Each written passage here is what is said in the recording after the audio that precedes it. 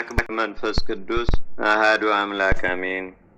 አንድ አምላክ በሆነ በአብ በወልድ በመንፈስ ቅዱስ ስም የካቲት 8 በዚህች ዕለት ጌታችንና አምላካችን መድኃኒታችን ኢየሱስ ክርስቶስ ከከበረ ልደቱ ከ40 ቀኖች በኋላ ወደ ቤተ መቅደስ የገባበት ሆነ። ለዚህ ምስጢር አገልጋይ የሆነ ጻድቁ ዮሴፍና የወለደችው እመቤታችን ቅድስት ድንግል ማርያም የክብር ባለቤት እርሱ በእስራኤል ሕዝብ ላይ የሰራውን ሕግ ይፈጽሙ ዘንድ መስዋዕትም ሊያቀርቡ መጡ። ጻድቅ ሰው ስምዖን ካህንም ሕፃኑን ተቀብሎ አቀፈው። እንዲህም ሆነ፣ አባታችን አዳም ከተፈጠረ በ5200 ዓመት አሸናፊ የተባለ በጥሊሞስ በነገሰ ጊዜ የአይሁድ ወገኖች ከስልጣኑ በታች ነበሩ። ወደ ኢየሩሳሌምም ልኮ ከሊቃውንቶቻቸው ከአዋቂዎች መምህራኖቻቸው 70 ሰዎችን መርጦ ወደ እርሱ ወሰዳቸው። የኦሪትንም መጻሕፍት ከዕብራይስጥ ቋንቋ ወደ ጽር ቋንቋ የተረጉሙ ዘንድ ማዘዛቸው። ይህም የሆነ በእግዚአብሔር ፈቃድ ነው። ከአይሁድ ሕጉና ሥርዓቱ እንደሚፈልስና በዓለም ሁሉ ላሉ ለክርስቲያን ወገንም ይሆን ዘንድ አለውና። ዳግመኛም 2 እያደረጉ እንዲለዩአቸው አዘዘ። እነርሱ 72 ስለሆኑ 36 ድንኳን አዘጋጅቶ በዚያ 2 አኖራቸው። ተገናኝተው በመስማማትም የሚጽፉትን የሕጉን ቃል እንዳይለውጡ በላያቸው ጠባቂዎችን አኖረ። እነርሱ በተንኮል ሥራ የታወቁ ናቸውና። ለዚህም ለስምዖን ይተረጉም ዘንድ የነቢዩ ኢሳይያስ መጽሐፍ ደረሰውና እነሆ ድንግል ትጸንሳለች፣ ወንድ ልጅንም ትወልዳለች፣ ስሙንም አማኑኤል ትለዋለች ከሚለው ደረሰ። ይህንንም ቃል ይጽፍ ዘንድ ፈራ። ይህ እንዴት ይሆናል ብሎ ንጉሥ እንደሚዘብትበት ቃሉንም እንደማይቀብለው አስቧልና፣ እርሱ ራሱም እንዴት ሊሆን ይችላል ብሎ ተጠራጠረ። ይህንንም ሲያስብ እንቅልፍ መጣበትና አንቀላፋ። የእግዚአብሔርን መልአክ ተገልጦ የተጠራጠርከውን ከድንግል የሚወለደውን እስከምታየውና እስከምትታቀፈውም ሞትን አትቀምስም አለው።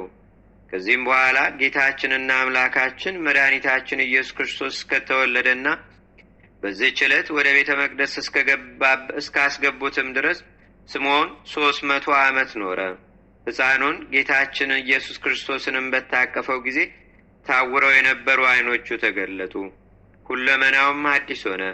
መንፈስ ቅዱስም የምትጠብቀው የነበረ ሕፃን ይህ ነው ብሎ ነግሮታልና እግዚአብሔርንም አመሰገነው። እንዲህም አለ፣ ባሪያህም በሰላም አሰናብተው። በአንተ ምክንያት በዚህ በኃላፊው ዓለም ሕይወት ታስሬ ኑሬአለሁና እነሆ አሁን መጥተህ አየሁ። ወደ ዘላለም ሕይወትም መሄድ ዘንድ አሰናብተኝ፣ ዓይኖቼ ትርግናህን አይተዋልና። በወገኖች ሁሉ ፊት ያዘጋጀኸውን ለአሕዛብ ብርሃንን ለወገኖችህም እስራኤልም ክብርን ትገልጥ ዘንድ።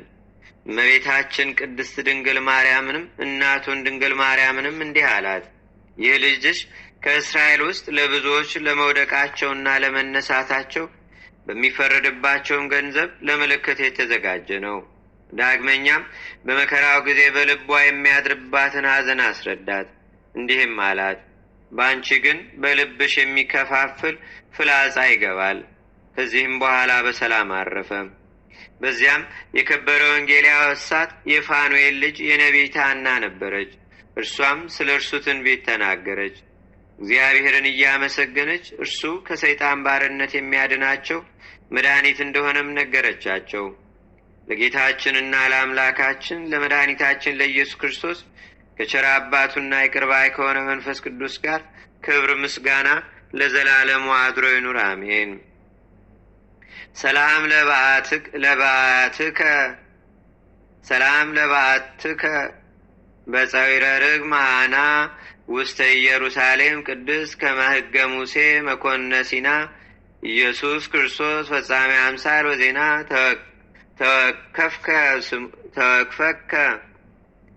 ተወክፈከ ስምዖን ውስተ እዝኑ ለማርያም ምጽና ወሂሩትከ አይኮተ ታና ሰላም እብልን ዘዌድሶ ወንህዶ መዝሙረ ማህሌት ባስተዋድዶ ክብረ ስምዖን ነቢይ ለክብረ ሱራፌ ዘይፈደፍዶ እስማቀፈ መለኮተ ወገሰሰ ነዶ ኤም እጽኖ ውእስም እዶ ነገረ ትንቢት እሙን ሶበናፈቀ ወተከዘ እስከ ለአምላክ ይሬ ስነ መሲሁ አዋዘ ስሞን ዘኮነ በማይሰረ ሕይወት ውዘ ዮም በሰላም ሀበ ምውታን ገዘ ከመግዚኡ በሰላም አዘዘ። በዚህች ዕለት ከአሴር ወገን የሆነች የፋኑኤል ልጅ የነቢይት ሐና አረፈች። የእርሷም ዘመኗ አልፎ ነበር። በድንግልና ከኖረች በኋላም ከባሏ ጋር 7 ዓመት ኖረች። 84 ዓመት ፈትቶና ኖረች። በጾምና በጸሎትም እያገለገለች ቀንም ሌሊትም ከምኵራብ አትወጣም ነበር። ጌታችንና አምላካችን መድኃኒታችን ኢየሱስ ክርስቶስን ከተወለደ በኋላ በ40 ቀን ወደ ቤተ መቅደስ ባስገቡት ጊዜ በዚያን ሰዓት ተነስታ አመነች፣ እግዚአብሔርንም አመሰገነችው። የኢየሩሳሌምንም ድህነት ተስፋ ለሚያደርጉ ሁሉ ስለ እርሱ ነገረች። ከዚህም በኋላ በሰላም አረፈች። ሰላም ለሃና ዘወሃበቶ አኮቴተ ለዘገብረ ወልድ ኢየሩሳሌም እርገተ ምኵራበን ታክቲ እንዘይትወፅ ምንተ ነበረ ታዝማነ 84 ድህረ ምስለ መምታ ነበረ 7። በዚችም ቀን የከበረች እመቤት ዓመተ ክርስቶስ አረፈች። ሁለቱም አገልጋዮቿ ይህችም ቅድስት ከቁስጥንጥንያ በዚህችም ቀን የከበረች እመቤት ዓመተ ክርስቶስን አረፈች። በዚህችም ቀን ሁለቱ አገልጋዮቿም አረፉ። ይህችም ቅድስት ከቁስጥንጥንያ አገር ሰዎች ውስጥ ናት። ከንጉሥ መሳፍንቶችም ባል ነበራት። እርሱም በጎልማሳነቱ ሙቶ ዕድሜዋ 12 ዓመት ሲሆናት ፈታ አረጋት። ከጥቂትም ቀን በኋላ ከመንግሥት ታላላቆች ከሆኑት ውስጥ አንድ ሰው በኃይል ወስዶ ሊያገባ አፈለገም። እርሷም ጽኑ ደዌ አለብኝ እስከ ምድንም ጠብቀኝ አለችውና ከዚህ በኋላ ገንዘቧን ሁሉ ለድሆችና ለችግረኞች በተነች። ወንዶችና ሴቶች ባሮቿንም ነፃ አወጣቻቸው። 2 ሴቶች ባሮቿንም ከእርሷ ጋር ይዛ ማንም ሳያት በሌሊት ወጣች። ከኮረብታ በታይ ጥልቅ ከሆነ ቦታም ውስጥ ወዳለ ዋሻ ገብታ በዚያ 11 ዓመት ኖረች። በየዕለቱም ከእጽዋት ፍሬ አዕዋፍ እያመጡላት ከአገልጋዮቿ ጋር ትመገባለች። ከዚህም በኋላ በንጉሥ ቆስጠንጢኖስ ዘመን ከጸሐፊዎች አንዱ እንዲህ አለ። ግብር ሰበስብ ዘንድ ወደ ምስራቅ አቅጣጫ ሄድኩ። ወደ አንድ ገዳምም ደረስኩ። መነኮሳቱና በምኔቱም ተቀበሉኝ። እርስ በርሳችንም እጅ መነት ተነሳስተን ተቀመጥን። ከዚያ በየአይነቱ ፍሬ ያላቸው ዛፎች አሉ። አዕዋፍም ቅርንጫፉን ከፍሬው ጋር እየቆረጡ ይበራሉ። እነርሱ ራሳቸው አይበሉም። እኔም አይቼ አደነቁ። መነኮሳቱንም ይህ ሥራ ምንድን ነው አልኳቸው። እነርሱም እንዲህ ሲያደርጉ 11 ዓመት ነው፣ የሚሆነውን ግን አናውቅም አሉኝ። እኔስ በተራራ ውስጥ ለሚኖሩ መነኮሳት የሚወስዱ ይመስለኛል አልኳቸው። ይህንንም ስናገር ቁራ መጥቶ ቅርንጫፍን ቆርጦ ከፍሬው ጋር ይዞ በረረ። ሥራውንም አውቅ ዘንድ ከአበምኔቱ ጋር ተከተልኩት። የሚገባበትንም አየን። ወደዚያም ቦታ ደርሰን ድንጋይ ጣልን። ክርስቲያኖች ከሆናችሁ አትግደሉን የሚል ቃልን ሰማን። እናንተ ከወዴት ናችሁ አልናቸው። እኛን ለማየት ከፈለጋችሁ ራቁታችንን ስለሆንን 3 ልብሶችን ጣሉልን አሉን። እኛም ልብሶችን ጣልንላቸውና ወደ እርሳቸው ጭንቅ በሆነች መንገድ ወረድን። በደረስንም ጊዜ ተቀበሉን። እርስ በርሳችንም እጅ ተነሳስተን አንዲቱ ከእኛ ጋር ተቀመጠች፣ 2 ግን በፊቱ አቆሙ። አበምኔቱም እናቴና እመቤቴ ሆይ ከወዴት ነሽ? ወደዚህስ አመጣጥሽ እንዴት ነው አላት። እርሷም ሥራዋን ሁሉ ከመጀመሪያው እስከ መጨረሻው ነገረችው። አበምኔቱም የምትፈቅጂ ከሆነ ከገዳም ምግብ እናምጣላችሁና ከእናንተ ጋር በአንድነት እንመገብ አላት። እርሷም ወደዚህ ከመጣን ቅዱስ ቁርባንን አልተቀበልንምና የክርስቶስን ሥጋና ደም አምጥቶ እንዲያቀብለን ቄስን እዘዝልን አለችው። አበምኔቱም ቄስን አዘዘላቸውና አቆረባቸው። በማግስቱም ዓመተ ክርስቶስ ረጅም ጸሎትን ጸለየችና አረፈች። አገልጋዮቿም ተከትለው አረፉ። በዝማሬና በማህሌትም ገንዘው በክብር ቀበሯቸው። ለእግዚአብሔርም ምስጋና ይሁን። እኛንም በጸሎታቸው ይማረን። በረከታቸውም በአገራችን በኢትዮጵያ በሕዝበ ክርስቲያኑ ሁሉ ላይ ለዘላለሙ አድሮ ይኑር፣ አሜን። ሰላም እብ ለሰላስ አንስት ምንዳቤ ገዳም ዘጾረ እንዘሩቃት እምድረ ነሳ ቁርባነ እምደ ካህናት አይረፈ ዮም በባቲ ትልወት አቲ ግዝእት ወክሌቲ አይማት።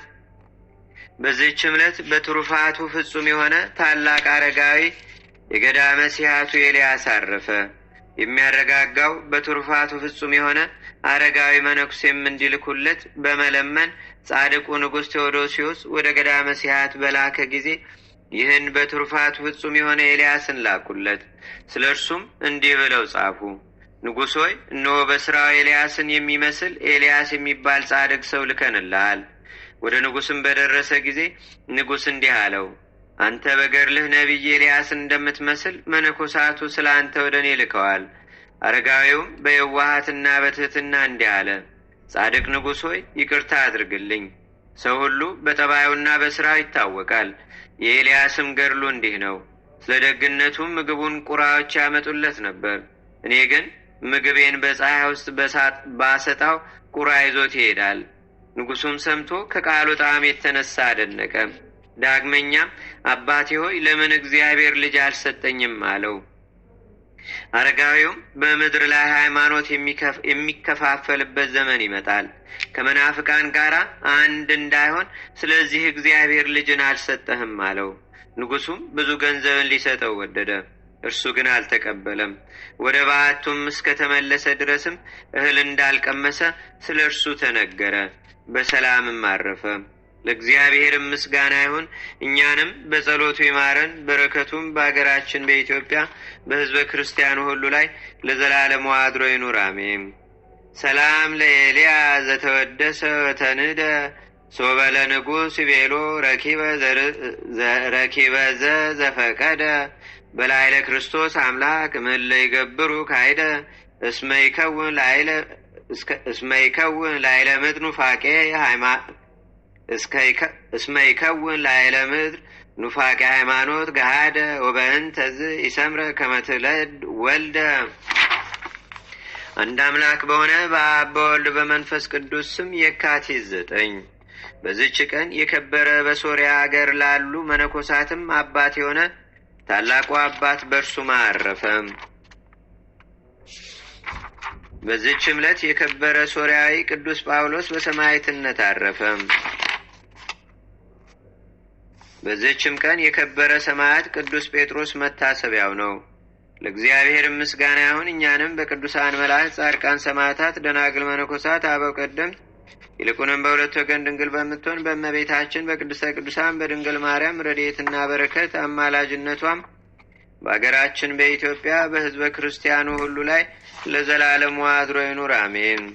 ዛቅረብኩ ማሌታ ዘኪራ ይላፈ ለተጸምዱከ ዘልፈ ለላነብብ ተወከ ዘንዴቴ መጽሐፈ እንተረሰይ ከግዚኦ ጸሪቀ መለት ውኩበ ምላቡ ሁላን ዘተርፈ ነቢያት፣ ቅዱሳን፣ ዋርያት፣ ሰባኪያን፣ ሰማዕቶ፣ ጻድቃን፣ ደናገል፣ አዲ ወመነኮሳት ኢራን ባርኩ ባርኮ ጉባኤ ዛቲ መካን እስከ አረጋዊ ሊቆኖስ ሕፃን ለዘጻፎ በክርታስ ወለዛ ጻፎን ዘይደርስ ለዛ አንበቦ ለዘተርጎሞ በልሳን አዲስ ወለዘሰማ ቃሎ በዝነ መንፈስ በጸሎተሙ ማርያም አራቂተ ኩሉም ባይ ስቡረ ማረነ ኢየሱስ ክርስቶስ አቡነ ዘበሰማያት